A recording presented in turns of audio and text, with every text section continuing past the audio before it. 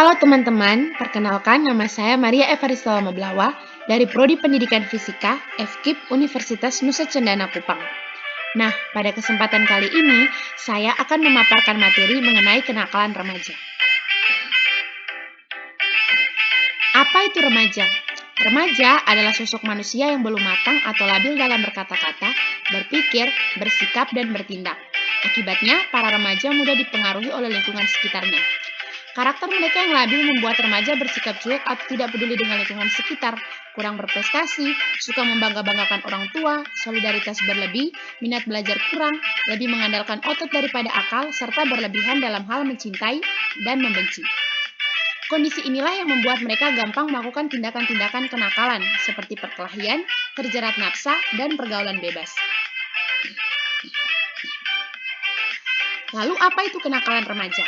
Kenakalan remaja adalah semua perubahan anak remaja usia belasan tahun yang berlawanan dengan ketertiban umum, nilai, dan norma yang diakui bersama yang ditujukan pada orang, binatang, dan barang-barang yang dapat menimbulkan bahaya atau kerugian pada pihak lain.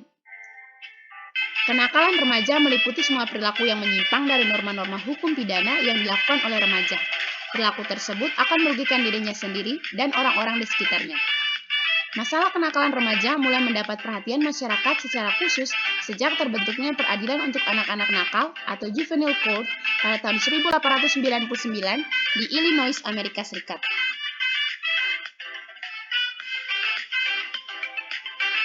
Tanda-tanda seorang remaja tergolong dalam kenakalan remaja yaitu sebagai berikut. Remaja tidak disukai oleh teman-temannya sehingga remaja tersebut menyendiri. Remaja yang sering menghindarkan diri dari tanggung jawab di rumah atau sekolah. Remaja yang sering mengeluh dalam arti bahwa mereka mengalami masalah yang oleh dia sendiri tidak sanggup untuk mencari pemecahannya.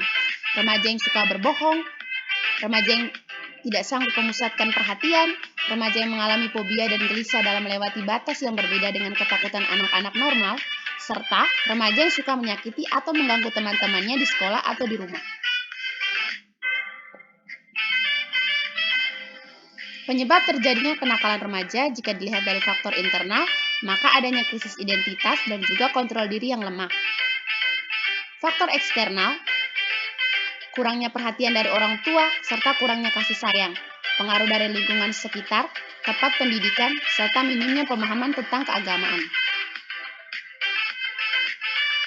Bentuk-bentuk kenakalan remaja, menurut Kartini Kartono, yang pertama, delinkuensi individual. Kelompok ini mempunyai kelainan jasmania dan mental yang dibawa sejak lahir dengan kekejaman tanpa motif dan hanya didorong oleh dorongan hati yang sangat kuat. 2. Delinkuensi situasional. Kenakalan ini dilakukan oleh anak normal tetapi dipengaruhi oleh berbagai kekuatan situasional dan lingkungan yang semuanya memberikan pengaruh menekan, memaksa pada pembentukan perilaku buruk atau dirangsang pada kebutuhan sesaat. 3. Delinkuensi sistematik adalah kejahatan anak-anak remaja yang diorganisir dan disertai pengaturan yaitu geng. Lingkungan sekitar remaja itu tinggal juga mempengaruhi kejahatan tersebut. 4. Delinkuensi kumulatif. Situasi sosial dan kondisi kultural buruk yang mempengaruhi terus-menerus dan berlangsung berulang kali dapat mengintensifkan perbuatan jahat remaja sehingga sifatnya kumulatif. Berdasarkan ciri kepribadian yang defek atau ciri kepribadian yang rusak, kenakalan remaja dapat digolongkan menjadi yang pertama, delinkuensi terisolir. Kejahatan ini didorong oleh faktor yang pertama, motivasi kecemasan yang konflik dan konflik batin yang tidak dapat diselesaikan, dipengaruhi oleh keinginan meniru dengan gengnya. 2. Sudah masuk dalam geng sejak kecil dan mulai terbiasa dengan aktivitas di dalamnya. 3. Berasal dari keluarga yang broken home, lalu ikut dalam lingkungan anak kriminal untuk memuaskan kebutuhannya, serta tidak mendapat didikan tentang kedisiplinan yang teratur. 2. Delinkuensi neurotik. Anak ini menderita gangguan kejiwaan yang cukup serius, misalnya kecemasan, merasa selalu tidak aman, merasa terancam, tersudut, dan terpojok, merasa bersalah atau berdosa. 3. Delinkuensi psikopatik. Delinkuensi ini dilakukan oleh mereka dengan tanpa motif apapun juga. Sikapnya aneh, sangat kasar, kurang ajar, perbuatannya sering ganas, sadis, suka menyakiti hati orang lain, suka menyakiti jasmani orang lain. Dan yang terakhir, delinkuensi defek moral. Ciri delinkuensi ini adalah selalu melakukan perbuatan asosial karena remaja ini tidak mampu mengendalikan dan mengatur dirinya. Remaja ini biasanya menjadi penjahat yang sukar diperbaiki atau residivis yang melakukan kejahatan karena didorong oleh naluri rendah, impuls, dan kebiasaan primitif. Kemudian Jensen membagi kenakalan remaja menjadi 4 jenis, yaitu yang pertama, kenakalan yang menimbulkan korban fisik pada orang lain. Misalnya, perkelahian, perkosaan, perampokan, pembunuhan, dan lain-lain. 2. Kenakalan yang menimbulkan korban materi seperti pencurian. 3. Kenakalan sosial yang tidak menimbulkan korban di pihak orang lain. Misalnya, pelacuran, penyalahgunaan obat-obatan terlarang, hubungan seks pranikah. Dan yang keempat, kenakalan yang melawan status. Misalnya, mengingkari status anak sebagai pelajar dengan membolos, melanggar disiplin sekolah, dan lain sebagainya. Dampak yang ditimbulkan dari kenakalan remaja, yang pertama bagi diri remaja itu sendiri. Dampak bagi fisik yaitu seringnya terserang berbagai penyakit karena gaya hidup yang tidak teratur. Sedangkan dampak bagi mental yaitu kenakalan remaja tersebut akan mengantarkannya kepada mental-mental yang lembek, berpikir tidak stabil, dan kepribadiannya akan terus menyimpang dari segi moral yang pada akhirnya akan menyalahi aturan etika dan estetika. Yang kedua, bagi keluarga. Apabila remaja selaku anak dalam keluarga berkelakuan menyimpang dari ajaran agama, akan berakibat terjadi ketidakharmonisan di dalam keluarga dan putusnya komunikasi antar orang tua dan anak.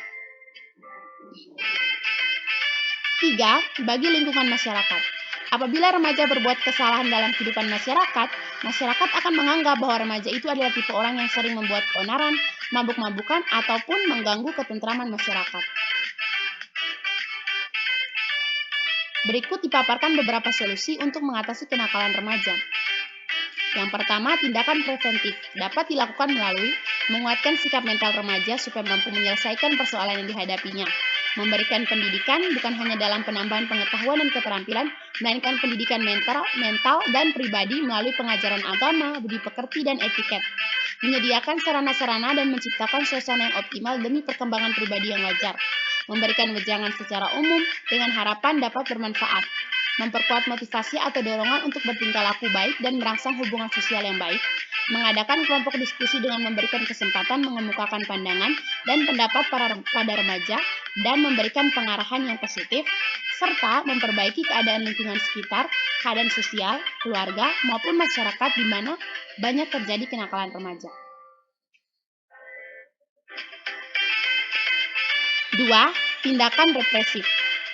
Itu melalui mengadakan hukuman terhadap setiap perbuatan pelanggaran. Dengan adanya sanksi tegas pelaku kenakalan remaja tersebut, diharapkan agar nantinya si pelaku tersebut jerah dan tidak berbuat hal yang menyimpang lagi. 3. Tindakan kuratif dan rehabilitasi. Tindakan ini dilakukan dengan memberikan pendidikan lagi. Pendidikan yang diulangi melalui pembinaan secara khusus yang sering ditangani oleh suatu lembaga khusus maupun perorangan yang ahli dalam bidang ini.